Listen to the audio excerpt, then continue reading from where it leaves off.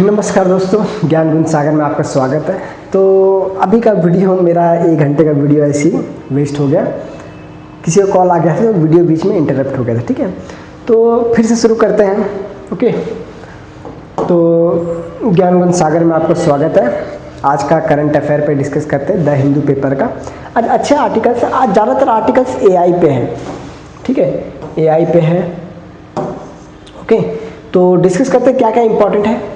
India get 6 month waiver from Iran port for Iran port. ठीक है, USA से 6 month का वेवर मिला है। ठीक है, क्योंकि ईरान पे बहुत से सैंक्शंस लगे हुए हैं उसके न्यूक्लियर प्रोग्राम की वजह से। ओके, आए दिन ईरान पे एलिगेशंस लगाता है यूएसए कि तुम न्यूक्लियर का बहुत, यूरेनियम का बहुत ज़्यादा एनरिचमेंट कर रहे हो, न्यूक्लियर बॉम्ब बना रहे हो।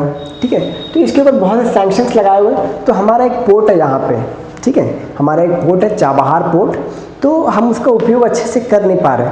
तो अभी यूएसए ने 6 मंथ का वेवर दिया है कि ये काम करो, तुम यूज़ कर सकते हो ह्यूमैनिटेरियन असिस्टेंस के लिए, और भी कुछ है उसके लिए तुम उसका यूज़ कर सकते हो। Next, Trump cut tariff on China after meeting she. तो ट्रम्प ने चाइना पे टैरिफ कट किया है। थोड़ा ट्रम्प और चाइना का थोड़ा रिलेशन देखेंगे, कैसा चल रहा है, डिफेंस रिलेशन थोड़ा देख लेंगे। ओके, नेक्स्ट बात करते हैं, एक्सक्यूज मी गाइस,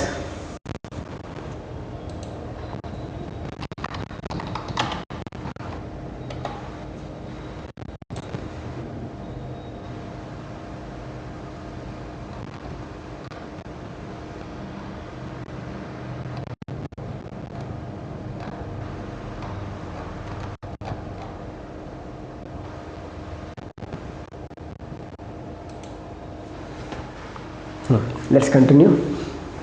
तो Norway to become third home for cheetah. थोड़ा चीता के बारे में बात करेंगे।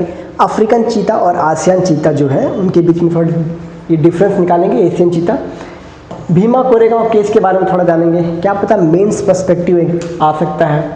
Kerala demand withdrawal of central draft labour policy. Kerala इसको बोलता है एंटी लेबर लॉ बोल रहा है, तो देखेंगे इसके ऊपर थोड़ा बात करेंगे क्या है ये। Support price hike brings hope to Kerala rubber. Rubber के बारे में जानेंगे, सिंथेटिक रबर और नेचुरल रबर के बीच में डिफरेंस को पहचानेंगे। Okay, heartland for bird scepticism lingers. AI के बारे में थोड़ा बात करेंगे, एआई कहाँ कहाँ पे काम कर रहा है। ठीक है, यहाँ पे एसएमआर स्मॉल मॉड्यूलर रिएक्टर के ऊपर बात करेंगे। Okay, meaningless truce. Meaningless truce अर्थात यहाँ पे इजराइल और गाज़ा के बीच में बात करेंगे। सीज फायर होने के बावजूद गाज़ा में क्या प्रॉब्लम्स आ रहे हैं उसके बारे में देखेंगे। ठीक है, fully aware of great Nicobar project के बारे में थोड़ा बात करेंगे, जो अपना अंडमान निकोबार में जो प्रोजेक्ट बन रहा है ना, ग्रेट निकोबार प्रोजेक्ट, थोड़ा उसके बारे में डिटेल में डिस्कस करेंगे। ठीक है, India expected to add 6 gigawatt of new wind energy capacity, थोड़ा इसके बारे में देखेंगे। तो ये हमारा टॉपिक आज का है। ठीक है, तो इसके बारे में डिटेल में चर्चा करेंगे। ओके, नेक्स्ट, लेकिन उससे पहले, चर्चा से पहले, आज एकता दिवस है, 31 अक्टूबर आज एकता दिवस है। सरदार वल्लभ भाई पटेल 150th बर्थ एनिवर्सरी। अगर ये महान लौह पुरुष इंडिया में नहीं होते तो आज इंडिया बहुत से भागों में डिवाइडेड होता। कहीं पे मैसूर होता, कहीं पे सिंध होता, कहीं पे हैदराबाद होता, कहीं पे वेस्ट बंगाल होता। ठीक है, तो आजकल भी कुछ ऐसे नेता हैं जो जातिवादों पे डिवाइड करने की कोशिश कर रहे हैं। ठीक है, तो ऐसे लौह पुरुष के भी फिर से एक डिमांड है इंडिया में। ठीक है, ताकि जो अपोजिशंस हैं जो देश को बांटना चाहते हैं, तो ऐसे लौह पुरुष की डिमांड भी फिर से आई है।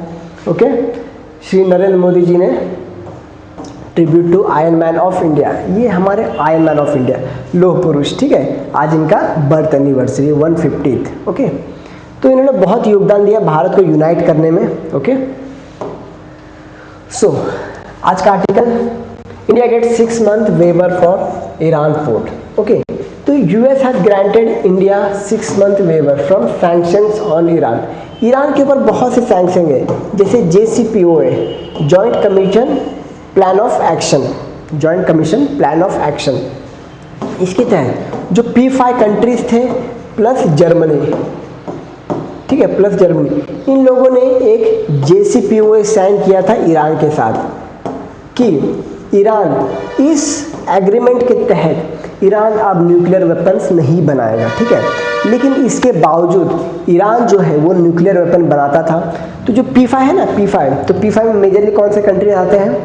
यूएस आता है, यूएसए आता है, यूके आता है, चाइना आता है, रशिया आता है एंड फ्रांस आता है, जो यूएनएससी के परमानेंट मेंबर है, plus Germany.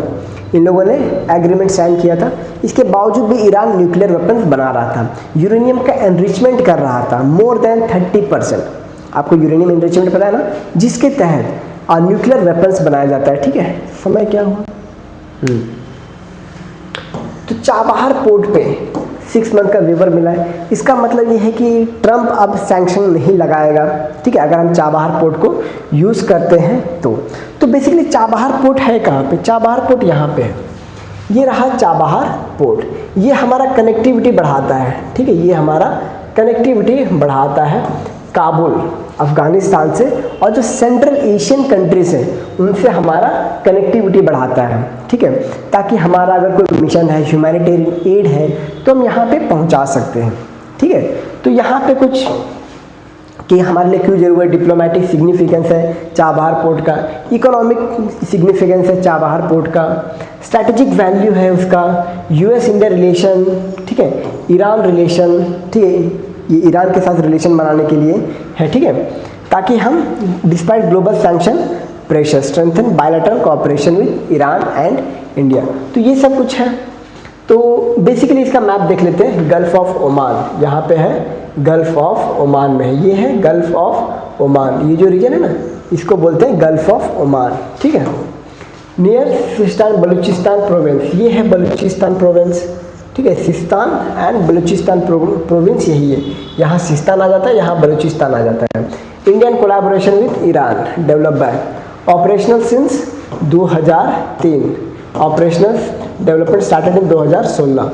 India Ports Global Limited इसने बनाया है। ठीक है, चाबहार पोर्ट को मैनेज एंड इनके बाद भी, ठीक है, manage by own company, government own company.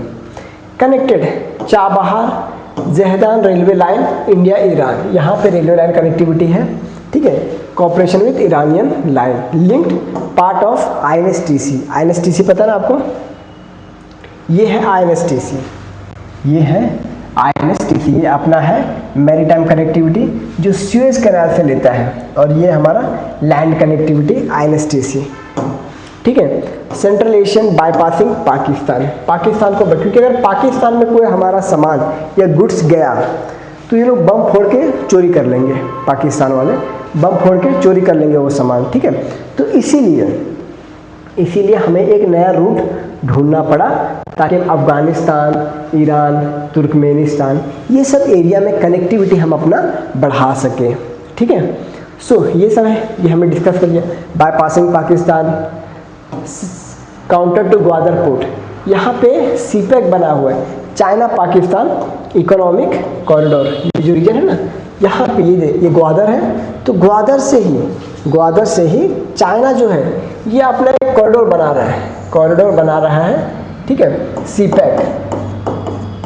CPEC बना है, China Pakistan economic corridor. Okay, तो ये हमारे पीओके वाले रीजन में भी आ जाता है। ठीक है, जिसको पाकिस्तान ने इलीगली ऑक्यूपाई कर रखा है। ओके, तो उसको भी काउंटर करने में ये जो ग्वादर पोर्ट, चाबहार पोर्ट है, ये हेल्प करेगा। Okay, access to central Asia, जैसे हमने बात किया। ठीक है, INSTC और जो सेंट्रल एशियन कंट्रीज है, कजाकिस्तान, किर्गिस्तान, उज्बेकिस्तान, तजिकिस्तान, ठीक है, तुर्कमेनिस्तान और अफ़गानिस्तान, इनसे कनेक्टिविटी बढ़ाने में हमारा काम कर सकता है। ठीक है, support Afghanistan energy security maritime significance. ठीक है, आपको पता है ना, हॉर्मुज, ये स्ट्रेट ऑफ हॉर्मुज है, इसको बोलते हैं स्ट्रेट ऑफ हॉर्मुज। ये है गल्फ ऑफ एडन, नहीं गल्फ ऑफ ओमान है, गल्फ ऑफ एडन यहाँ पे है, यहाँ पे एडन है, गल्फ ऑफ एडन गल्फ, और यहाँ पे गल्फ ऑफ ओमान है, गल्फ ऑफ ओमान। ये है पर्शियन गल्फ। ठीक है, यहीं पे अपना GCC कंट्रीज आते हैं। GCC कंट्रीज कौन से हैं? GCC गल्फ कोऑपरेशन काउंसिल, कौन कौन से हैं? कुवैत है, बहरेन है, कतर है, ओमान है, यूएई है, सऊदी अरेबिया है, कौन से हुए? 6 हो गए, 1 2 3 4 5 6, तो 6 टोटल कंट्रीज हैं जीसीसी के मेंबर। ओके, नेक्स्ट बात करते हैं, नेक्स्ट हो गया, उसके बाद करेंगे लोकेटेड, हाँ ये जस्ट हमने बात कर लिया, शहीद बेहेश्ती टर्मिनल, वहाँ बेसिकली 2 टर्मिनल है, तो एक टर्मिनल हमारा है, ठीक है। एक्सेस टू अफगानिस्तान हमने बात कर लिया, यूएस सैंक्शन अभी नहीं लगाएगा, ठीक है, किस लिए लगाता है हमने वो भी बात कर लिया, JCPOA। Okay, part of India's connect central Asia act west policy, first shipment to Afghanistan February 2019, India exported wheat via Chabahar port, ठीक है। अब दूसरा आर्टिकल देखिए, बात करने, Trump cuts tariff on China after meeting Xi, Trump ने China पे tariff कम कर दिया, क्यों? जब आसियान समिट में मीटिंग हुआ उनका, तो वहाँ बात हुआ रहेगा कि क्या खरीदेंगे, तो बेसिकली सोयाबीन और रेयर अर्थ एक्सपोर्ट की बात की कि चाइना जो है ये सोयाबीन और रेयर अर्थ मिनरल्स जो है वो यूएसए को एक्सपोर्ट करेगा, ठीक है, कम दाम में। तो यूएस बोला ठीक है, हम आपका टैरिफ कम कर देते हैं, ठीक है, उसके बदले में आप हमको सोयाबीन दो और रेयर अर्थ एक्सपोर्ट दो, ठीक है। तो देखिए बेसिकली यहाँ पे मेरे ख्याल से प्राइम मिनिस्टर मोदी जी को भी जाना चाहिए था, बट कुछ और भी हो सकता है, रीज़न हो सकता है जिस कारण वो नहीं गए, ठीक है। Trump announce reduction of tariff Chinese goods in exchange of China's trade in concession में देंगे ना सोयाबीन और rare earth export. So basically यहाँ पे बात करने वाले चाइना और यूएस का ट्रेड बारे में, ठीक है। तो इनका ट्रेड इम्बैलेंस कहाँ हुआ था? ट्रेड इम्बैलेंस इनका ट्रेड इम्बैलेंस हुआ था, ठीक है। तो ट्रेड इम्बैलेंस इनका कब से हुआ? 2018 से इनका ट्रेड इम्बैलेंस, उससे पहले भी इनका ट्रेड अच्छा खासा चल रहा था। चाइना को 2016 में मार्केट ऑफ द वर्ल्ड का खिताब मिला, market for the world WTO ने दिया। इसका तहत तो दुनिया के लिए प्रोड्यूस करता है, आपको पता है ना, दुनिया का सबसे लार्जेस्ट एक्सपोर्टर यूएसए की नहीं है, चाइना है। China is the world's largest exporter, ठीक है, वो मार्केट दुनिया के लिए बनाता है वो। तो ट्रेड इम्बैलेंस 2018 से चला 2020 तक, ठीक है। टिट फॉर टैट, मतलब अगर तुम हमारे ऊपर टैरिफ लगाओगे हम भी तुम्हारे ऊपर टैरिफ लगाएंगे। ट्रम्प और, क्योंकि ट्रम्प ये अभी दूसरी बार है, इससे पहले ट्रम्प था, ठीक है, ट्रम्प प्रेसिडेंट था, ठीक है, ये उसका सेकेंड टर्म है। Tariff on goods worth hundreds and billions of dollar, it was driven by US corners over concern over trade imbalance. Trade imbalance कैसे? यूएसए का जो ट्रेड डेफिसिट था ना बहुत ज़्यादा बढ़ गया था, ठीक है, ट्रेड डेफिसिट बहुत ज़्यादा बढ़ गया था, ठीक है, क्योंकि वो चाइना से बहुत ज़्यादा चीज़ खरीदता था और चाइना इससे खरीदता नहीं था, चाइना खुद बनाता था अपना, ठीक है। Intellectual property theft, China intellectual property theft भी करता था, जैसे कोई मशीनरी का इनोवेशन हुआ, कहाँ पे हुआ? यूएस में हुआ, तो यूएस ने उसका पेटेंट करवा लिया, ठीक है, लेकिन पेटेंट करवाने के बावजूद भी वो जो टेक्नोलॉजी रहता है, उसका जो भी कोई ब्लूप्रिंट रहता है वो चाइना चोरी कर लेता था और खुद बनाता था, तो इसका कंसर्न था। Technology transfer pressure on US firms in China, US firms, जैसे एग्जांपल टेस्ला को ले लें। टेस्ला अगर चाइना के जैसे शिनजियांग में, त्यांजिन में, सांघाई में, बीजिंग में उसकी अगर कंपनी है, ठीक है, या ब्रांचेस है, तो वहाँ पे कार बनाता है, ठीक है, क्योंकि वहाँ पे उसको रॉ मटेरियल सस्ते में मिल जाते हैं, तो वहीं पे कार बनाना। तो चाइना बोलता है तुम यहाँ पे कार बनाते हो, हमारे साथ टेक्नोलॉजी शेयर करो, ठीक है, टेक्नोलॉजी, हम तुमसे कार नहीं खरीदेंगे, तुम हमें टेक्नोलॉजी तो हम भी बनाएंगे, ठीक है। तो ये प्रॉब्लम था। चाइनीज स्टेट सब्सिडीज, चाइना देखिए कुछ यूएस की कंपनी चाइना में भी थी, स्टील वाली, एल्यूमिनियम वाली, तो उनके ऊपर टैरिफ लगा देता था कि आप यहाँ पे आए हो, आपके ऊपर टैरिफ लगेगा, हम अपने कंपनी को बूस्ट करेंगे, तो अपने कंपनी को ये पैसा देते थे कि तुम बूस्ट हो जाओ, ठीक है, तो उन्हें सब्सिडीज देता था ताकि Chinese steel and electronics companies जो है वो बढ़े। ओके, ये है। तो ट्रम्प का टैरिफ इम्पोज 57 to 47% टैरिफ लगेगा। Significantly reduce chemical tariff from 20 to 10% chemical tariff. Okay, chemical भी खरीदता है यूएसए चाइना से। चाइना इज़ बोलते हैं ना रिजर्व का खजाना है, बहुत से minerals, chemicals, pharmaceutical products, pharmaceutical कहते हैं ना ये एक्टिव फार्मास्यूटिकल इंग्रेडिएंट्स, जो एक पाउडर आता है, ठीक है, पाउडर, उसके मतलब उसको मिला के दवाइयाँ बनाई जाती है, और हम API active pharmaceutical ingredients China से बहुत ज़्यादा इंपोर्ट करते हैं। ओके, तो चाइनीज़ कंसेशन बस वही जो मैंने आपको पहले बता दिया, सोयाबीन और रेयर अर्थ एलिमेंट पे, ठीक है, rare earth element soybean annually for 3 year, ठीक है, 25 million tons of US soybean annually for 3, हमने बात किया। Diplomatic outcome, meeting describe roaring success by Trump signalling temporary truce in trade tension, dubbed media the trade war truce, phase 1 agreement like gesture. तो ये होता रहा। अब हम थोड़ा बात कर लेते हैं ये जो ट्रेड वॉर है ना, इसके बारे में थोड़ा बात करूँ, थोड़ा समरी। कब स्टार्ट हुआ था? 2018 को स्टार्ट हुआ था। टिट फॉर टैट, वही वाला जो अभी हमने पढ़ा, वही है। ये रेयर अर्थ एलिमेंट के लिए और सोयाबीन के लिए बोला ठीक है, जो ट्रेड वॉर चल रहा है उसको कम करते हैं, ठीक है।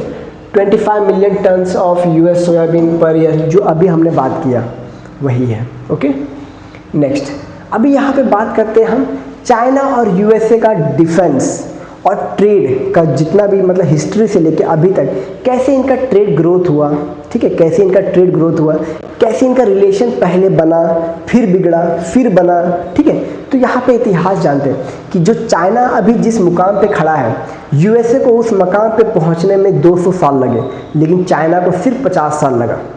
वो कैसे, इसके बारे में बात करते हैं, ठीक है। तो US and China establish diplomatic and trade relation in 1979 after normalisation under Deng Xiaoping. Deng Xiaoping China का ऐसा व्यक्ति था जिसने चाइना को पूरी तरीके से बदल के रख दिया। अगर डेंग जियाओपिंग ना होता तो चाइना में भी आजकल जो उसका 19 ट्रिलियन, जो अभी उसका GDP है 19 ट्रिलियन, 19 ट्रिलियन, अभी वो समथिंग अराउंड 7 to 8 ट्रिलियन पे होता। इसने चाइना को, इस बंदे ने चाइना को मार्केट फॉर द वर्ल्ड बना दिया। इसने क्या लाया?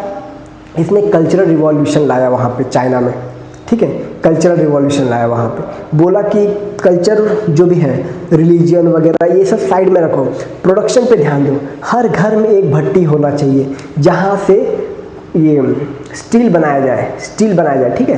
तो अभी आपको पता है जो चाइना है, China 1000 million metric ton of steel बनाता है, स्टील और आयरन बनाता है, ठीक है, आयरन एंड स्टील दोनों ले लो। नेक्स्ट ये हो गया 1000 million metric ton. Second number पे इंडिया है। आपको क्या लगता है कितना होता होगा? 600, 700? नहीं ना, 90 मिलियन मेट्रिक टन। देख रहे हो, समथिंग अराउंड 90 से 100 के बीच में है, 90 से 100 के बीच में।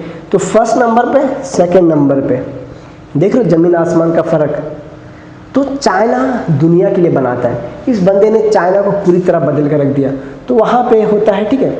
और जिमी कार्टर उस समय प्रेसिडेंट था, जिमी कार्टर USA का। Since then China become America largest trading partner. तब से लेके अभी तक USA का लार्जेस्ट ट्रेडिंग पार्टनर कौन है? China. Major global manufacturing hub China में एस्टेब्लिश हुए बहुत से, ठीक है, क्योंकि चाइना में क्या था, चीप लेबर्स था और रिसोर्सेज जो था, मिनरल्स हो गए, ये सब इजीली अवेलेबल थे, ठीक है। कोबाल्ट हो गया, जर्मेनियम हो गया, बहुत से मिनरल्स वहाँ पे अवेलेबल थे। The relationship marked by interdependence, rivalry, strong trade but increasing strategic mistrust. देखिए इसका मतलब समझ रहे हो, स्ट्रॉन्ग ट्रेड मतलब इनका कहना यह है दुश्मनी होती रहेगी, ट्रेड नहीं रुकना चाहिए। दुश्मनी होती रहेगी, ट्रेड नहीं रुकना चाहिए। किसका कहना है? चाइना का कहना है। हम तुमसे युद्ध भी करेंगे लेकिन तुमको सामान भी बेचेंगे, ये चाइना का कहना है। तो ये है बायलैटरल ट्रेड। कितना है? 690 बिलियन। दुनिया में सबसे ज़्यादा ट्रेड है दो कंट्री के बीच में। देख रहे हो कितना है? US एक्सपोर्ट्स टू चाइना कितना करता होगा? 148 बिलियन USA चाइना को एक्सपोर्ट करता है। और मेजरली क्या है? एग्रीकल्चर, एयरक्राफ्ट, सेमीकंडक्टर, ठीक है। एग्रीकल्चर में क्या है? मेजरली मेज़ आ जाता है, ठीक है, मेज़ एक्सपोर्ट करता है और भी कुछ एयरक्राफ्ट वगैरह, सेमीकंडक्टर। चाइना क्या है? चाइना कितना एक्सपोर्ट करता होगा? 540 बिलियन। देख रहे हो कितना गैप है। ट्रेड डेफिसिट कितना होगा? 390 बिलियन। यूएसए को इतना घाटा होता है, यूएसए को इतना नुकसान होता है चाइना से ट्रेड करके, ठीक है। लार्जेस्ट विथ एनी कंट्री, दुनिया में सबसे ज़्यादा ट्रेड डेफिसिट यूएसए क्या है? चाइना के साथ। देख लो ये है रिकॉर्ड। अब वही हुआ, ट्रेड वॉर कब हुआ? Technology rivalry, US restriction, Huawei, ZTE, semiconductor export, ये सब वही वाला है, ठीक है। नेक्स्ट, अब यहाँ पे थोड़ा यूएस और चाइना का डिफेंस बजट वगैरह देखें। डिफेंस में कौन कहाँ पे खड़ा है, कौन कितने पानी में है, ये देख लेते थोड़ा, ठीक है। 876 बिलियन डिफेंस बजट किसका? यूएसए का। नो डाउट यूएसए अपने डिफेंस पे बहुत ज़्यादा खर्चा करता है। यूएसए अपने डिफेंस से बहुत ज़्यादा खर्चा करता है, दुनिया में सबसे ज़्यादा, ठीक है। उतना ही अगर वो अपने स्पेस मिशन में अगर खर्चा करता ना, तो आज चांद पे, मतलब जो अभी इलॉन मस्क कर रहा है, तो अभी नासा का चांद पे कितने सारे ये होते हैं, कितने सारे मतलब बोलते हैं ना कोठरी वगैरह होते हैं, मतलब स्पेस स्टेशन वगैरह, ठीक है। और 296 बिलियन इसका है, चाइना का है budget. Global rank first, global rank second. Active personal, यहाँ पे एक्टिव पर्सनल यूएसए कम है, क्योंकि यूएसए को ज़रूरत भी नहीं है उतना एक्टिव पर्सनल का, ठीक है। क्यों ज़रूरत क्यों नहीं है एक्टिव पर्सनल का? आप दिमाग लगाओ, एक साइड पैसिफिक, एक साइड अटलांटिक ओशन, ऊपर कनाडा, अच्छी दोस्ती है, नीचे कौन है? मैक्सिको, उतनी भी खराब दोस्ती नहीं है, दोस्ती है, ठीक ठाक है उसका, ठीक है। और बाकी जो मिलिट्री है फैले हुए, यहाँ वहाँ यहाँ फैले हुए हैं, हमें ज़्यादा ज़रूरत है, ठीक है। 200 मिलियन। चाइना का कहाँ पे? सिंगजियांग वाले रीजन में है, ठीक है। और अपना इंडिया पाकिस्तान के बॉर्डर, इंडिया चाइना के बॉर्डर में है। पाकिस्तान में कितने पर्सनल है, ठीक है, चाइना के। Nuclear warheads 5500। यहाँ पे चाइना थोड़ा, क्योंकि इसका 200 साल का ग्रोथ है ना, इसका क्या है? 200, 100, 200, 250 साल का ग्रोथ है इसका, समथिंग अराउंड 240 साल का ग्रोथ है इसका, 240 साल का ग्रोथ है इसका, ठीक है, 240 साल का। 1783 में तो ये आज़ाद हुआ, और ये कब बना? People's republic China 1949। यहाँ से यहाँ तक पहुँचने में बहुत लगता है, इसका 240 साल का ग्रोथ है, ठीक है, 240 साल का ग्रोथ है, इसका 50 से 70 साल का ग्रोथ है। तो देख रहे हो, तो 500 से 600 वॉरहेड्स, न्यूक्लियर वॉरहेड्स भी कम नहीं है। 11 nuclear powered, 3 conventional aircraft carrier. हमारे पास कितने? हमारे पास 2 हैं, आईएनएस विक्रांत, आईएनएस विक्रमादित्य। इसके पास कितना है? 3 है, इसके बाद 11 है। Fighter F-35, F-22 5th generation है, J-20, J-31 5th generation.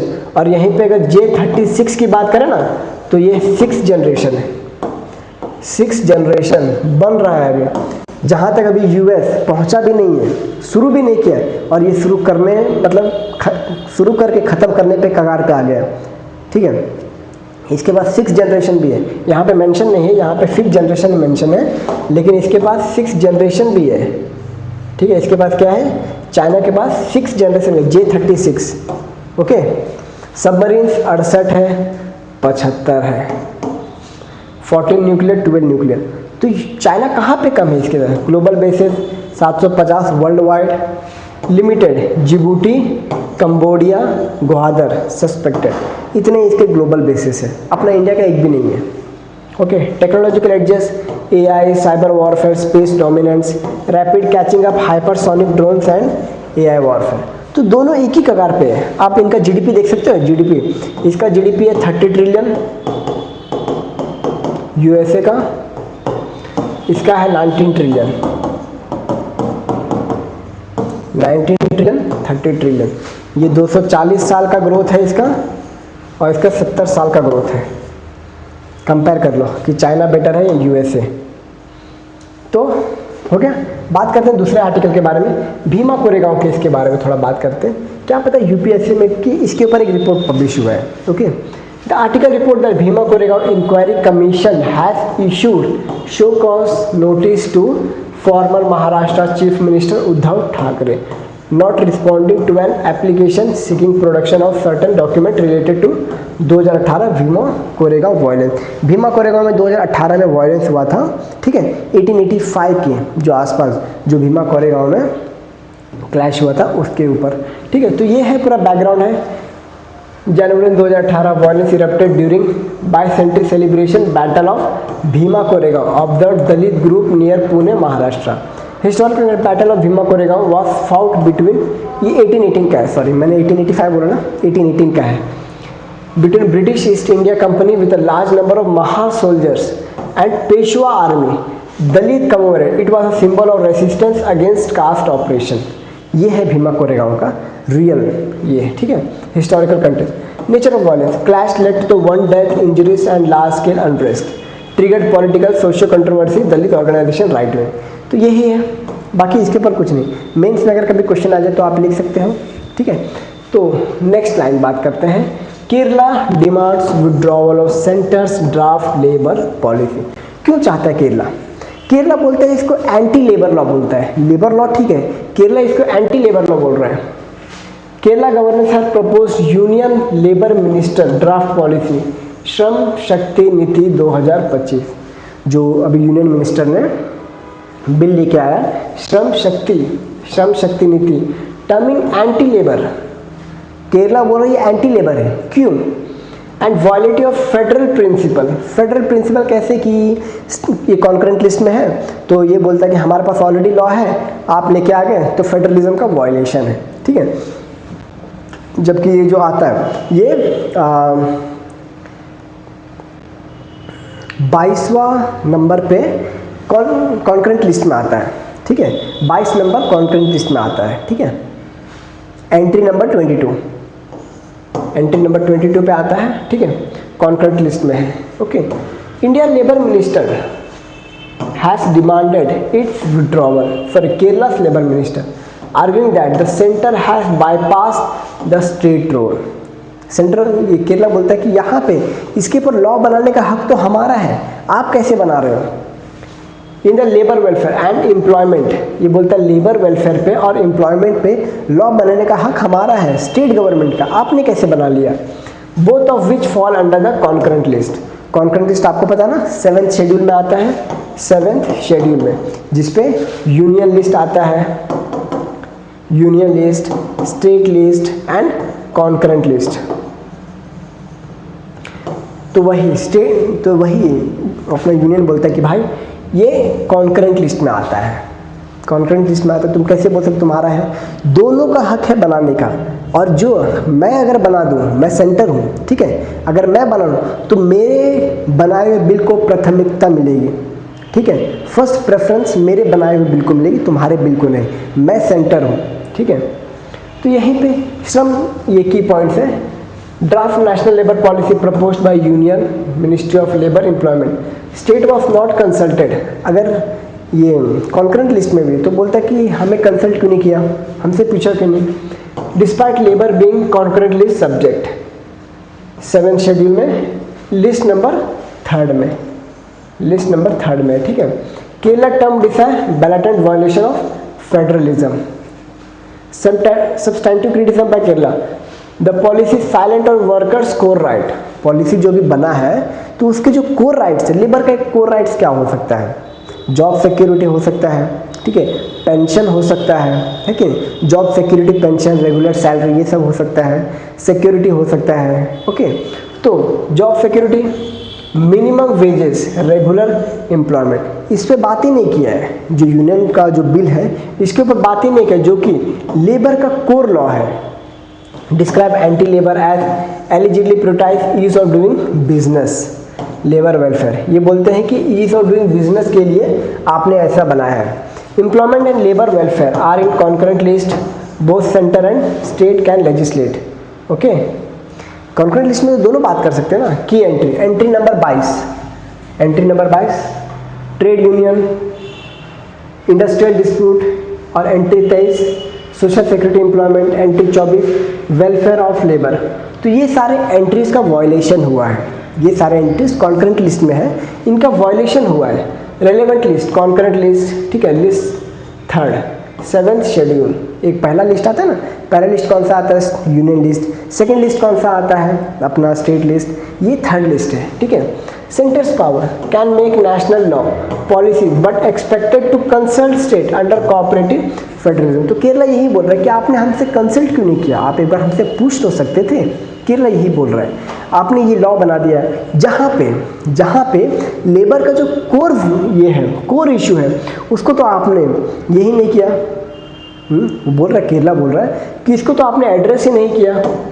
Job security, minimum wages, regular employment, इसको तो एड्रेस करना चाहिए था और इसको एड्रेस नहीं किया है, पहली बात। दूसरी बात है, आपने हमसे कंसल्ट नहीं किया है, भले कॉन्करेंट लिस्ट में, तो कॉन्करेंट लिस्ट में तो हमारा भी है ना, ऐसा केरला बोल रहा है। Article 254, in case of conflict union law prevails. जैसे मैंने बोला कि यूनियन लिस्ट को प्राथमिकता मिलेगी, ठीक है, प्रेफरेंस, फर्स्ट प्रेफरेंस मिलेगा over state law. Defines distribution legislative power between union and state. Article 246 में ही 7 शेड्यूल आता है, ठीक है। केरला गवर्नमेंट, हाँ अभी हम रबर की बात करेंगे, ठीक है। अब ये मैंने थोड़ा मतलब जो आर्टिकल में लिखा है उसी को मैंने यहाँ पे, तो यहाँ पे ये ना पढ़ते हुए तो थोड़ा सा पढ़ लेते हैं, ठीक है। थोड़ा समय लगे तो क्या वो पढ़ लेते हैं। Kerala government has raised support price of rubber. Kerala government बोलता है कि आप सपोर्ट प्राइस दो, किसको, रबर को भी हमें बूस्ट करने की ज़रूरत है, ठीक है। फ्रॉम 180 रुपया to 200 per KG, aiming to revive rubber sector and gain goodwill among settler farmers central and northern Kerala, especially in Travancore and Malabar. आपको पता है केरला अपने इंडिया में सबसे ज़्यादा रबर प्रोड्यूसिंग स्टेट है, ओके। बाद में मैं आपको बताऊंगी कि यूपीएससी ने इसके ऊपर कैसे क्वेश्चन पूछा है, ठीक है, वो भी हम डिस्कस करेंगे। ट्रावनकोर एंड मलाबार, सबसे ज़्यादा रबर यहीं पे प्रोड्यूस होते हैं, Travancore and Malabar. While the move has been welcomed, there remains skepticism among farmers about its long-term impact and the delay in reaching the promise of 250 पर सपोर्ट प्राइस। फार्मर्स बोलते हैं कि हमें 250 रुपये चाहिए, केरला गवर्नमेंट बोल रहा है हम 200 रुपया देंगे, अभी कितना है 180 रुपया। ये है टोटल मांजरा, ठीक है। Kerala cabinet increase support price of natural rubber from 180 से 200 रुपया, लेकिन फार्मर बोल रहे ना हम तो 250 रुपया ही लेंगे।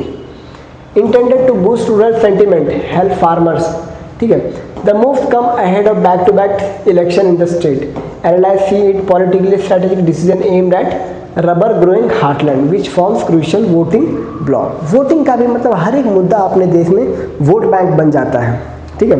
अभी जैसे बिहार में चल रहा है, हम हर घर नौकरी देंगे।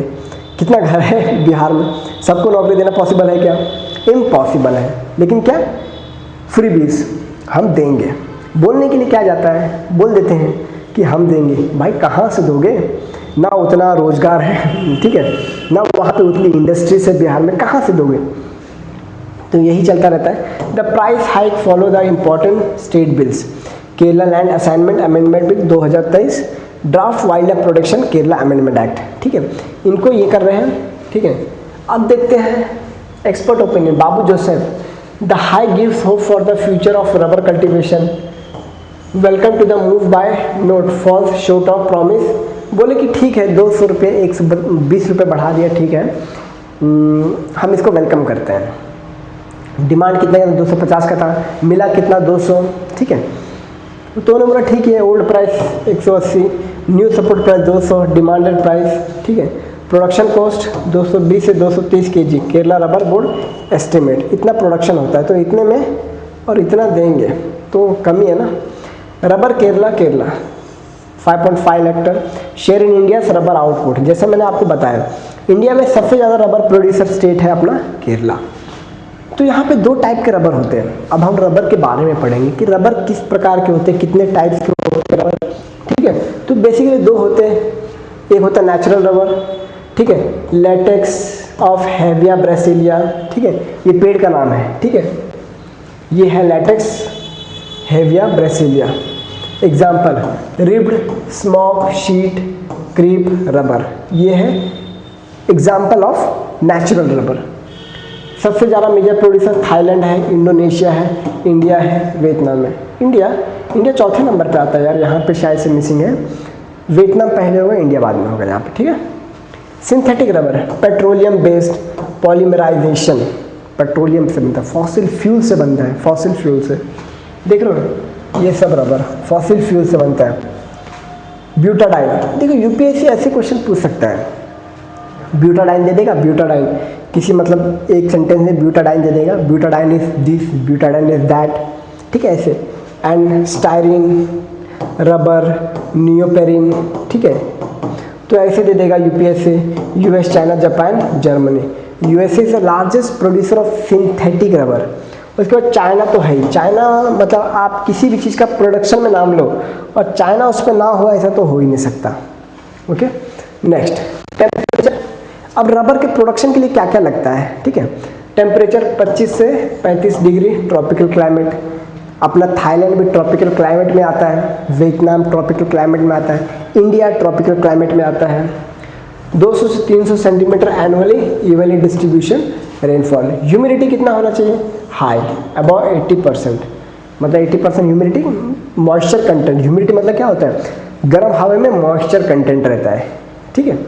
Soil, well drain, lateritic, alluvial, rich in organic matter. तो केरला लैटरेटिक सॉइल में ठीक ठाक है, केरला में लैटरेटिक सॉइल ज़्यादा है। Topography, slightly undulating slope, slope होता है तो केरला में डेफिनेटली स्लोप है। अपना वेस्टर्न घाट में आता है ना तो स्लोप तो है ही वहाँ पे। Low lands with a good drainage, तो केरला में तो ड्रेनेज अच्छा ही है, वहाँ पे कितने सारे रिवर्स है, लेक्स है, वेम्बनाड लेक हो गया, पेरियार रिवर हो गया, ठीक है। Altitude 500 metre above sea level, Kerala उतना है। Next, largest producer Thailand, world's leading in Thailand rubber band. Indonesia 26%, Sumatra Kalimantan region major producer, Vietnam 8%, India 6%, China 5%, Malaysia 4%। Malaysia में पहले बहुत ज़्यादा रबर प्रोड्यूसन होता है लेकिन बाद में इंडोनेशिया और मलेशिया पाम ऑयल में शिफ्ट हो गए, ठीक है, अपने इनकम का सोर्स के लिए पाम ऑयल में शिफ्ट हो गए, इसीलिए अब कम ये करते हैं, ठीक है। तो rapidly increasing export to China, okay. अपने इंडिया में केरला। नेक्स्ट, त्रिपुरा। यूपीएससी ने एक बार पूछा था आपने कि which are the tea producing state in India, एक क्वेश्चन है, आप देख सकते हो।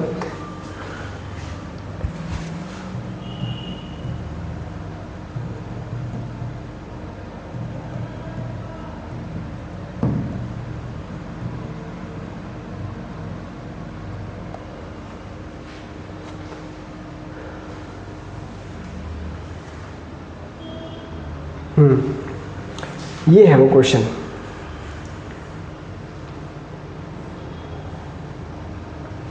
How many of the above generally known as tea producing state. ये 2023 का क्वेश्चन है क्या, नहीं 2000 यहाँ पे मेंशन था, 2017 का क्वेश्चन है शायद से, ठीक है। 2017-18 क्वेश्चन है।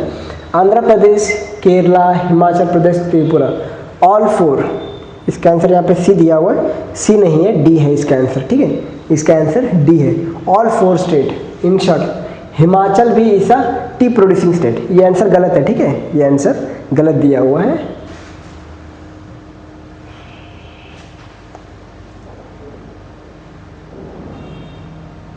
Ministry of commerce industry Assam, Bengal, क्योंकि हिमाचल प्रदेश है ना, त्रिपुरा है, केरला, कर्नाटका, ये तो है ही, तो केरला और Karnataka, Kerala, Andhra Pradesh, Himachal, Tripura.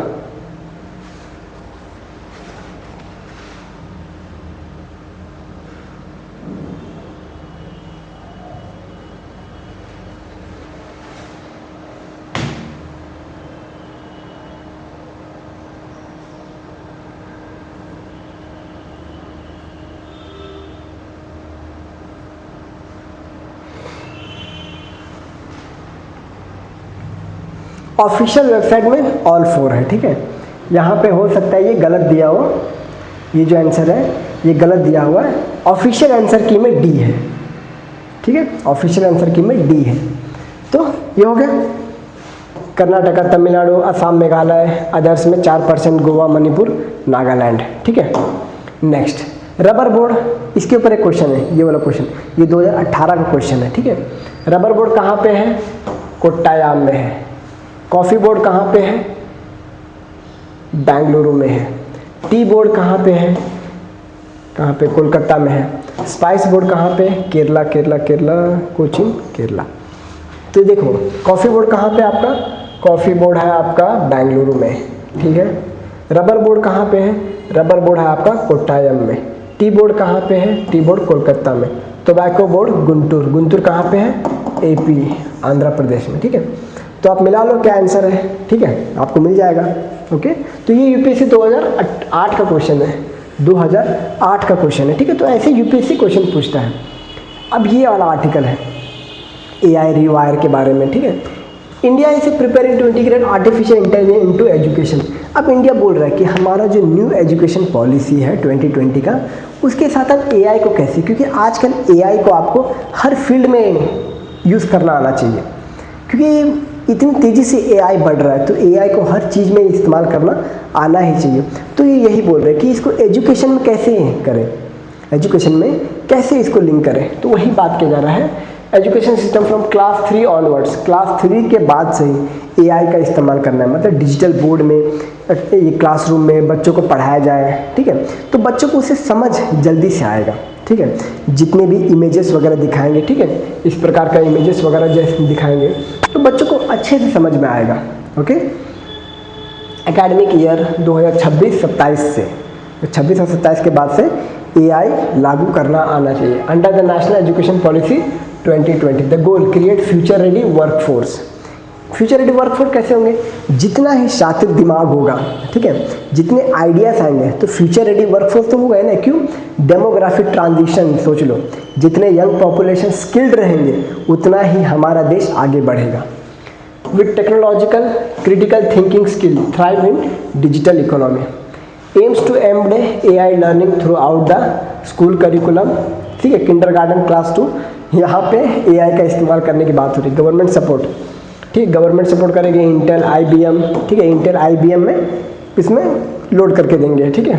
And institute like NIET to for teacher training and resource development. Over 10,000 teachers already trained since 2019 focus on AI integrated lesson planning, classroom tools and creative problem solving. Okay, next, teacher subscription. India has over 1 crore teacher, 1 crore से भी ज़्यादा है यार। Training such as vast number of handle AI driven tools, major logistic challenges, many schools still lack digital infrastructure without equitable access, AI adoption में widen educational inequality. अगर AI use नहीं करोगे तो जो इनकम इनइक्वालिटी है, sorry not income, education inequality, मतलब जो शहर वाले बच्चे हैं ये एआई के मदद से ज़्यादा पढ़ सकेंगे। गांव वाले, विलेजेस वाले जो बच्चे हैं जहाँ पे अच्छे फैसिलिटीज़ नहीं है, वो अच्छे से ग्रैब नहीं कर पाएंगे कोई भी चीज़, ठीक है। तो एआई का इस्तेमाल करना बहुत ज़रूरी हो गया अभी। Teachers must shift from content delivery to facilitation, content delivery to facilitation using AI to personalise learning and engaging student through AI. Next, advantage and transformation potential, AI can adapt lesson to each student's learning style, pace and weaknesses। AI इसमें बता सकता है कि कौन सा student कितना पढ़, कितना ये ले सकता है, तुरंत कितना ग्रैब कर सकता है, हर एक स्टूडेंट के बारे में बता सकता है AI, ठीक है। क्योंकि AI के मतलब जो उनका रहता है IQ टेस्ट कर सकता है, ठीक है। ऑन द बोर्ड में किसी भी स्टूडेंट को बुला के करवा सकता हूँ ये IQ टेस्ट बोर्ड पे, तो इससे स्टूडेंट का पता चलता है किसका कितना कैपेसिटी है, समझे। तो efficiency and engagement, AI automates repetitive administration task like attendance, grading, allowing teachers to focus on creativity and mentorship. AI based tools can support students with disabilities और लैंग्वेज बैरियर। लैंग्वेज बैरियर कैसे? Of course language barrier, मैं यहाँ पे हिंदी में लिख रहा हूँ, मैं उसको ट्रांसलेट करवा सकता हूँ इसमें संस्कृत में, है कि नहीं, हिंदी में लिख रहा हूँ संस्कृत में, इंग्लिश में लिख रहा हूँ संस्कृत में, किसी स्टूडेंट संस्कृत में उसको अच्छा से पता होगा तो संस्कृत यहाँ पे मैं इंग्लिश में लिखूँगा, संस्कृत में बच्चा संस्कृत से लिखेगा। तो लैंग्वेज बैरियर को कम कर रहा है ना। Language promoting inclusive learning environment, ठीक है। तो socio economic impact, job market transformation, NASSCOM project AI could create 20 million jobs by 2030। Tech and education sector, teachers trained AI tools can become facilitators for new age skill development. Future jobs will acquire AI literacy, problem solving and adaptability. Hence early exposure to AI is critical. Early exposure जितना AI से होगा उतना ही development होगा, मतलब उतना ही बच्चे अच्छे से ग्रैब कर सकेंगे किसी भी चीज़ को, क्रिटिकल थिंकिंग डेवलप कर पाएंगे। ठीक है, क्रिटिकल थिंकिंग डेवलप करना अभी के यूथ के लिए बहुत नेसेसरी है। सो पॉलिसी 2020 का जो नेशनल एजुकेशन पॉलिसी है उसी के साथ अलाइन करने की बात कर रही है। ठीक है, part of India's digital education, innovation, AI integrate pedagogy, analytic and adaptive challenges, teacher capacity. बहुत से ऐसे टीचर्स हैं जिनको AI को अच्छे इस्तेमाल करना नहीं आता। ठीक है, digital divide, data privacy. Digital divide से आप क्या समझते हो? वही जो मैंने आपको बताया, एक अर्बन पॉपुलेशन और एक अर्बन मतलब अपना रूरल विलेज। तो अर्बन में क्या है, बच्चे जल्दी ग्रैब करते हैं AI से, क्योंकि अर्बन में जो स्कूल्स वगैरह होते हैं प्राइवेट स्कूल होते हैं मोस्टली, अभी तक गवर्नमेंट स्कूल में ऐसी फैसिलिटीज़ नहीं आई, तो प्राइवेट स्कूल में बच्चे अडेप्ट करते हैं क्योंकि उन्हें सिखाया जाता है डिजिटल बोर्ड में अब। ठीक है, opportunities, inclusivities, upskilling, economic potential, AI job market, okay, ethical, align with, ये तो अभी बात किया हमने। ठीक है, नेक्स्ट ये भी AI के ऊपर ही है। आज AI के ऊपर ज़्यादा आर्टिकल्स है। Article explore that relationship between artificial intelligence and languages, arguing that while AI can simulate and translate language, it cannot truly understand और फील इट। ये आर्टिकल बेसिकली बता रहा है कि AI की कैपेसिटी, ये खाली ट्रांसलेट करता है, ये बोल नहीं पाता, फील नहीं कर पाता। जैसे हम किसी को बोले हाय हाउ आर यू, तो ये सिर्फ लिख देगा हाय हाउ आर यू। अब इसका बोलने का टोन क्या है, फील क्या है, ये नहीं, hi how are you, hi how are you, ऐसे बोल सकते हैं ना। तो ये है different. Language according to the author is not just a set of words और grammar rules, it is a living emotional and cultural phenomena. जैसा मैंने बोला hello brother how are you, ऐसा hey brother how are you, this में happen, ये होता है language. तो यहाँ पर नहीं, बट अगर लिखाया जाता है को AI फील नहीं कर पाता, ये AI फील नहीं कर सकता, ये यहाँ पे बता रहे हैं। तो हमने पहले क्या बात किया कि AI को कैसे इंटीग्रेट कर रहे हैं अपने एजुकेशन में। यहाँ बता रहे कि AI के पास कुछ तो कमी है, वो फील नहीं कर सकता।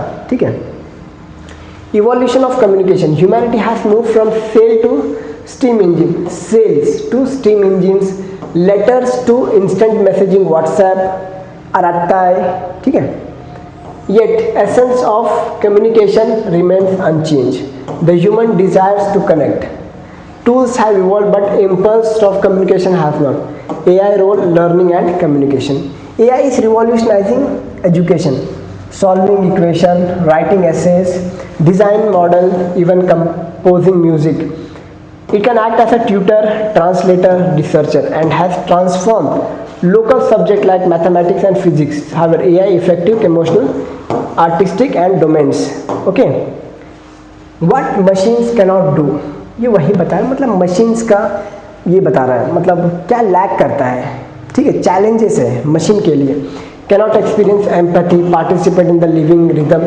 तो ये बेसिकली ये जो है ना, ये आर्टिकल ये आप UPSC में ऐसे में लिख सकते हो, ऐसे में ये लिखने के लिए बेटर है। Ethical view, AI lakhs empathy, cannot replicate human emotion, communication, cultural, language carries culture, history and community, AI translate loses this subtitles.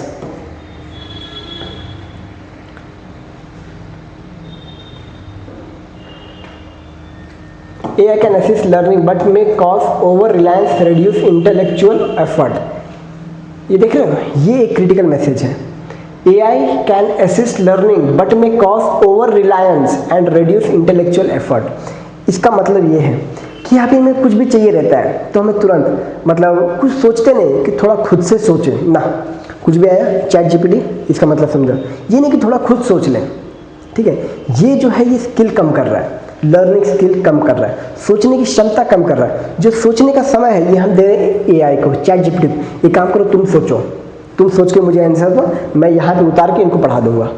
ये हो रहा है अभी। तो ये एक क्रिटिकल चैलेंज है एजुकेशनल व्यू, कि मुझे कुछ भी एक आइडिया आया, मैंने बिल्कुल नहीं सोचा, वो आइडिया को ChatGPT में डाल दिया, बोला कि इसका मतलब है, उसने मुझे बता दिया, मैंने सोचा ही नहीं। ये बता रहा है philosophical message, true learning involve feeling, reflection and human connection, not just data transfer. तो एआई क्या है? AI is just a data transfer. May be इसके लेटर फेज में इसमें ये सब डेवलप हो सकता है, बट ह्यूमन का बराबरी भी एआई नहीं कर सकता। एआई क्या कर सकता है? सिर्फ डेटा अपने पास रख सकता है, डेटा रख सकता है अपने पास, लेकिन फीलिंग्स वगैरह जो है, ठीक है, feelings, reflection and human connection, ये तो अभी एआई को ये सब करने में बहुत समय है अभी।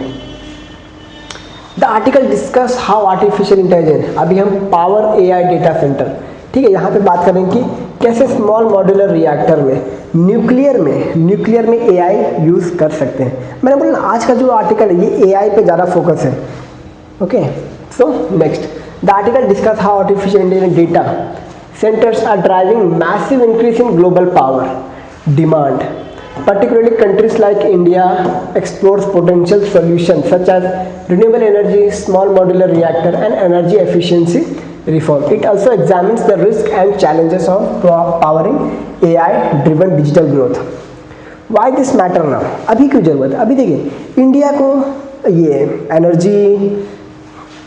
एनर्जी रिच कंट्री बनने के लिए अभी एआई का इस्तेमाल करना ही पड़ेगा। विदाउट एआई इंडिया वो सारी चीज़ें अचीव नहीं कर सकता जो कि वेस्ट ने ऑलरेडी अचीव कर लिया है, ठीक है।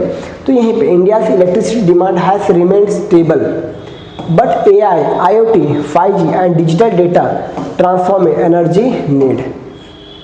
इनको भी डेटा चाहिए ना, इनको भी massive data storage, cloud computing, AI training, LLM large language model consumes huge energy. जो एआई है, जो अपना क्वांटम कंप्यूटर्स है, सुपर कंप्यूटर्स है, ये सबको बहुत ज़्यादा एनर्जी चाहिए रहता है, बहुत ज़्यादा एनर्जी चाहिए रहता है इनको, ठीक है। Specially due to graphics processing unity, जो अपने डिज़ाइनिंग वगैरह इसमें बहुत ज़्यादा use for computation. AI data centers consumes up to 50 times more electricity than traditional enterprise servers। तो AI जो है बहुत ज़्यादा एनर्जी कंज्यूम करता है, ठीक है, 50 टाइम्स, देख लो 50 times more electricity. So why India needs data centres? Government, digital India, data localisation policy, growing 5G and internet of things usage, AI and ML model training requires large scale data processing. India data centre capacity is growing fast but still lag behind US, Europe and China. Power consumption trend, AI data centers power use exponential, China AI center power use could grow 30 compound annual growth rate reaching 413 watt hertz, ठीक है, by 2030, more than entire UK consumption। तो China बहुत development कर रहा है अपने field में, अपने फील्ड में, ठीक है।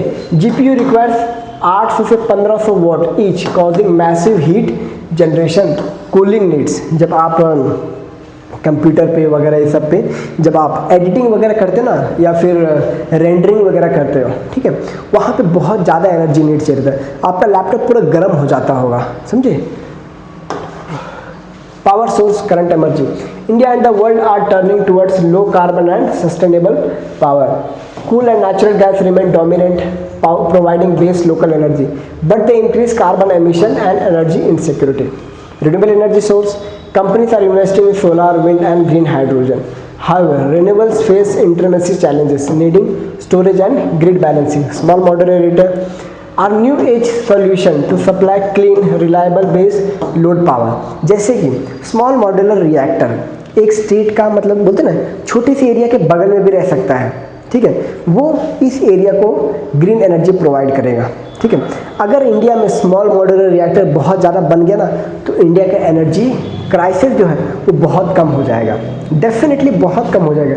स्मॉल मॉड्यूलर रिएक्टर से हर जगह पे हो जाएगा अगर स्मॉल मॉड्यूलर रिएक्टर। तो use less nuclear materials, small modular reactor बहुत कम मटेरियल यूज़ करता है। हैव हाई सेफ्टी मार्जिन्स, मतलब अगर कोई न्यूक्लियर, जैसे आपने चेरनोबिल सुना होगा, 1984 में चेरनोबिल कहाँ पे है? यूक्रेन में है, जो ब्लास्ट हुआ था, कितने लोग मारे गए थे, है कि नहीं। भोपाल गैस ट्रेजेडी आपने सुना होगा, कितने लोग मारे गए थे, है कि नहीं। उसी प्रकार जो SMR है इससे ज़्यादा नुकसान नहीं होगा, डेफिनेटली नहीं होगा। तो ये सेफ्टी मार्जिन देता है। Of course allow scalable deployment near data centre, near data centre मतलब अगर यहाँ पे 10 कंपनी है, 10 कंपनी यहाँ पे आईटी कंपनी से, बैंगलोर को ले, बैंगलोर यहाँ पे बैंगलोर है, यहाँ पे 3-4 एसएमआर लगा दिए, स्मॉल मॉड्यूलर रिएक्टर, ये पूरे बैंगलोर को इलेक्ट्रिसिटी दे रहा है। देख रहे हो, जो बैंगलोर में, पूरे बैंगलोर ऐसा सिटी नहीं जहाँ पे कंपनी से, आईटी कंपनीज का हब है, वहाँ को दे रहा है, ठीक है। जिससे पूरे महाराष्ट्र को नहीं, सिर्फ मुंबई में कौन से कुछ एरिया को देगा, दिल्ली में देगा, गुरुग्राम को देगा, है कि नहीं, गुरुग्राम, नोएडा, इनको देगा। साइड में स्मॉल मॉड्यूलर रिएक्टर लगा दिया, समझे। इस प्रकार हो सकता है। Can operate 24/7 balancing renewables.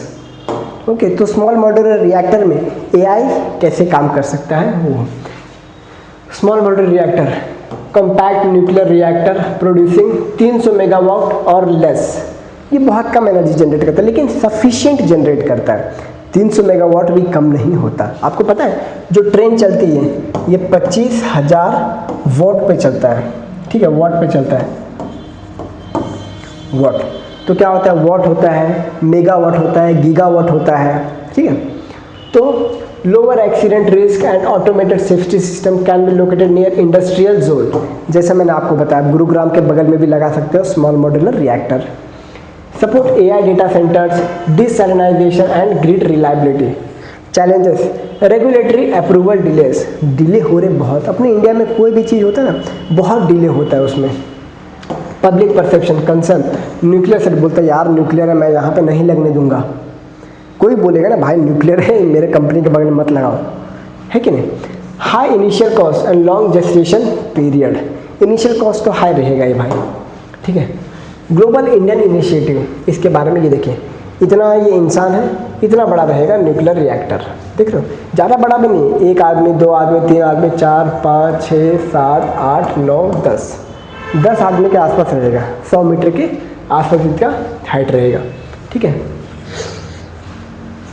India collaborating with the Holtec international USA and partner for SMR technology. India's atomic energy act 1961 civil liability for nuclear damage 2010 are being updated to include private participation in SMR development. आपने ये पढ़े, ये 2010 का article पढ़ा, civil liability for nuclear damage act. इसका क्या मतलब है? इसका मतलब ये है कि अगर बाहर के देश ने यहाँ पे न्यूक्लियर कंपनी खोला, न्यूक्लियर से एनर्जी जनरेट कर रहा है, लेकिन अगर उसके फटने से, बाय चांस फटने से आसपास का पूरा गांव अगर तबाह हो जाता है, तो उस कंपनी का पूरा भरपाई करके देना पड़ेगा, हर एक बंदे का भरपाई करके देना पड़ेगा जितना नुकसान हुआ। इसी डर से कंपनी नहीं आती, बोलते यार अगर गलती से फट गया तो हमारा पूरा जीडीपी चला जाएगा तुम्हारे इसमें, तो इसीलिए नहीं आ रहे। इसको बोलते हैं स्लेंडा, CLNDA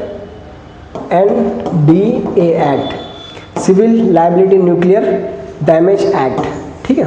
तो इसीलिए बहुत से न्यूक्लियर कंपनीज इंडिया नहीं आ रहे थे।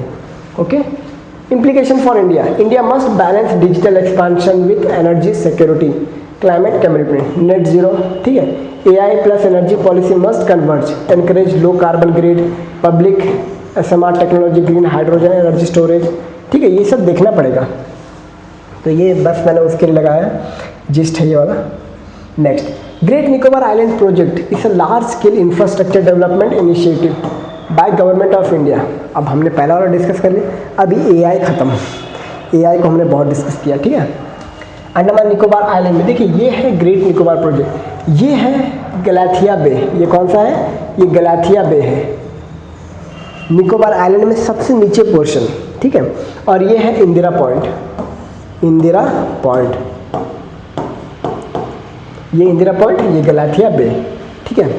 It being implemented by NITI Aayog and Andaman Nicobar island integrated development corporation. Basically जो निकोबार है ना, निकोबार आइलैंड, ये वाला सबसे निचला पोर्शन, यहाँ पे ग्रेट निकोबार प्रोजेक्ट बनाना, ये मैंने आपको ऑलरेडी बहुत बार पढ़ा है। तो हम यहाँ पे जस्ट क्या है मेजर कंपोनेंट्स वही देखेंगे, बाकी नहीं देखेंगे। हमने ऑलरेडी बहुत बार डिस्कस किया great Nicobar project. Capacity 14 million annually to compete with the ports like Singapore and Colombo. ये क्या है? International container transshipment terminal. Transshipment terminal पता है ना, जो बड़े बड़े शिप को भी अपने यहाँ पे ये मतलब बुला सकता है, बड़े बड़े शिप को भी, ठीक है। will reduce India's dependence foreign transshipment hub to handle both civilian and military operation. Greenfield international airport रहेगा वो, कहाँ पे? निकोबार में, ठीक है। Design for 4000 passenger per hour peak capacity. Township development plan urban area 3 lakh people by 2050 include housing, health care, education, administrative facilities. Target 450 megawatt power generation capacity to be supported by renewable source, solar, wind. यही इसका feature है। Strategy economic connectivity आप देख सकते हो। Strengthen India's presence in the Indo Pacific, counter Chinese influence, string of pulse. आपने string of pulse सुना है ना? ये देखिए स्ट्रिंग ऑफ पल्स आप यहाँ देख सकते हो।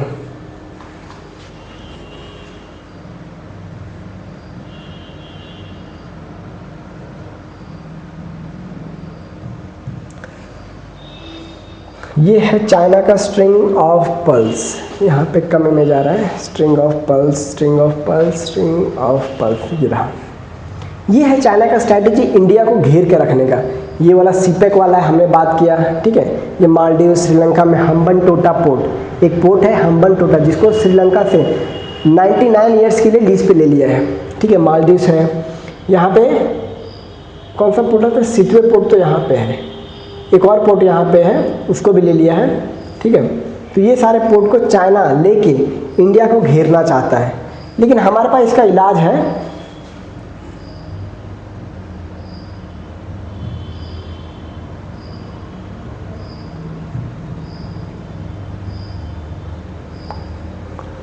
ये हमारा है necklace of diamond.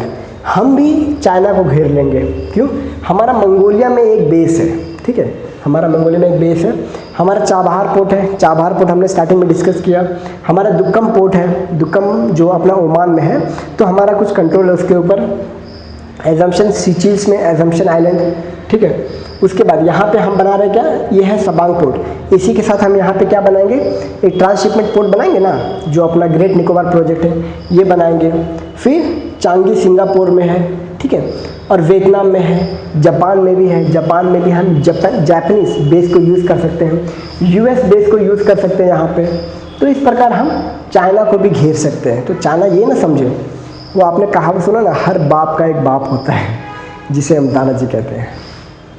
Transshipment hub, bushman integrate remote highland with mainland India's economic digital infrastructure, improve livelihood and create employment. ये आप देख सकते हो, ये आप लिख सकते हो पॉइंट यूपीएससी में। चैलेंजेस क्या है? Biodiversity threat. बहुत लोग बोल रहे हैं कि चैलेंज क्या होगा, तो ये चैलेंज होगा। Great Nicobar project part of UNESCO great Nicobar biosphere reserve, unique species like Nicobari megapode, Nicobari macaque, salt water crocodile, leather back turtles. तो ये बोल रहे हैं कि इनको प्रॉब्लम होगा, ठीक है। Next, forest clear, 130 square kilometre of forest land to be diverted, critics says could destroy fragile tropical rain forest. Tribal impact, home to Shompen and Nicobarese tribe particularly vulnerable. ये पीवीटीजीस है। इंडिया में कितने पीवीटीजीस है? टोटल 75 पीवीटीजीस है India में। सबसे ज़्यादा कहाँ पे है? उड़ीसा में। उड़ीसा में 13 है, ठीक है। प्रोजेक्ट में देर seismic tsunamic risk, zone 5 severe earthquake zone, जो ये है ये जोन 5 में आता है। अपने इंडिया में कितना 5 जोन होते हैं ना, जैसे उत्तराखंड हो गया, जो अपना गाजी हो गया, और भी जो हिमालयन है, ये जोन 5 में आता है। मतलब वहाँ पे अर्थक्वेक के चांसेस ज़्यादा रहते हैं, ठीक है। सो नेक्स्ट, हाँ ये हो गया ख़त्म, ये चैलेंजेस थे, तो चैलेंज हो गया। अब नेक्स्ट आर्टिकल में शिफ्ट करते हैं। India expected to add 6 gigawatt new energy capacity, ठीक है, जो अपने मिनिस्टर हैं, ठीक है, प्रहलाद जोशी, इन्होंने announce that India expected to add 6 gigawatt of new wind energy capacity by the end of 2025-26 के एंड तक हम बना देंगे। This mark highest ever annual addition, highest ever annual addition. 6 gigawatt बहुत ज़्यादा होता है, ठीक है, in India's wind power history. Wind power history में इतना ऐड करने की बात है। Current annual addition 4 gigawatt, expected addition 6 gigawatt, total installed wind 54 gigawatt wind है, targeted by 2100 gigawatt. Total renewable energy target 500 gigawatt, share of wind 20%, ठीक है। Context, India is the fourth largest wind power house, okay, globally after China, US, Germany. एक और है यार, Denmark भी है। क्या हमने डेनमार्क को पीछे छोड़ दिया? मे बी वैसे डेनमार्क इस बोले कि विंड एनर्जी पे डेनमार्क बहुत आगे है, तो इट्स अ गुड थिंग कि हम इंडिया चौथे नंबर पे आ गया, ठीक है। तो शायद से डेनमार्क 5वें नंबर पे होगा, okay. Wind energy crucial for achieving India 500 gigawatt non fossil target under Paris climate deal. ये हमने बार बार पढ़ा हुआ है, ठीक है, आपने बार बार पढ़ा हुआ है। तो वो वहीं तक के 2025-26 तक टारगेट किया जा रहा है कि हम इतना ऐड करेंगे, ठीक है। Next, excuse me guys, time 1 घंटा हो गया। Israel hit Gaza again after claiming cease fire इस बैक। इजराइल फिर से गाजा पे अटैक कर दिया, इसका रोज का हो गया। नौरादे बिकम थर्ड होम फॉर चीता। चीता के बारे में थोड़ा सा देख लीजिए, ठीक है, हालांकि टाइम तो बहुत ज़्यादा हो गया। द हिंदू के लिए 45 मिनट बहुत है, मैंने 1 घंटा 5 मिनट ले लिया, 20 मिनट एक्स्ट्रा ले लिया, थोड़ा जल्दी खत्म करते हैं। अफ्रीकन चीता, एशियन चीता। अफ्रीकन चीता वल्नरेबल है, क्रिटिकली एंडेंजर्ड है। ये सिर्फ और सिर्फ समथिंग अराउंड 40 बचे हुए हैं, वो भी कहाँ पे? ईरान में। अपना एशियन चीता, अपेंडिक्स 1, अफ्रीका, ईस्ट अफ्रीका, सब बहुत जगह। Few in Iran, only few left in Iran, ठीक है। Diverse died due to bigger habitat. Limited source, medium size prey like chinkara, gazelle खाते हैं।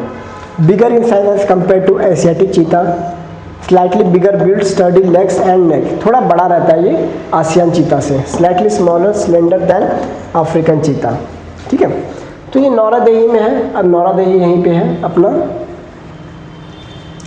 ये सब क्या national park, tiger reserve, wild life sanctuary, तो नौरादेही वाइल्ड लाइफ सेंचुरी में add करने की बात की जा रही है, okay. Next, curfew impose spread in Tanzania. थोड़ा तंजानिया का मैप देख लीजिए, ये है तंजानिया का मैप। इसके बॉर्डर में मोजाम्बिक आता है, जाम्बिया आता है, मलावी आता है, ठीक है, मलावी भी इसका बॉर्डर कंट्री है, ठीक है। उसके बाद डेमोक्रेटिक रिपब्लिक कॉन्गो, DRC आता है, जो मैंने आपको बताया कोबाल्ट में दुनिया का 70% प्रोड्यूस करता है। बुरुंडी आता है, रवांडा आता है, उगांडा आता है, केन्या। तो ये आप देख सकते हो, ये है जांजीबार, जहाँ पे IIT मद्रास ने अपना कैंपस खोला है, ठीक है, जांजीबार, ओके। इजराइल, जस्ट अभी हमने बात किया, इजराइल ने अटैक कर दिया यार, छोड़ा नहीं। नंबर ऑफ सिविलियन, देखिए सूडान में रैपिड सपोर्ट फोर्स और वहाँ का जो मिलिट्री, उसके बीच में क्लैश चल रहा है। तो थोड़ा सूडान का मैप देख लेते हैं। ये है सूडान, कैपिटल खार्तूम, और ये है दारफुर रीजन, ये है दारफुर रीजन। तो यहीं पे क्लैश चल रहा है मेजोरिटी। तो 36,000 लोगों ने सूडान को have fled Sudan since Sunday. Sudan छोड़ के भाग गए। कहाँ भागे होंगे? छाड़ भागे होंगे, लीबिया, ठीक है, मेजरली इसी साइड, सेंट्रल अफ्रीकन यहाँ पे भागे होंगे। ये है साउथ सूडान, इथोपिया, इरिट्रिया, ये है मैप। ठीक है दोस्तों, आज ज़्यादा समय हो गया द हिंदू का, ठीक है, धन्यवाद।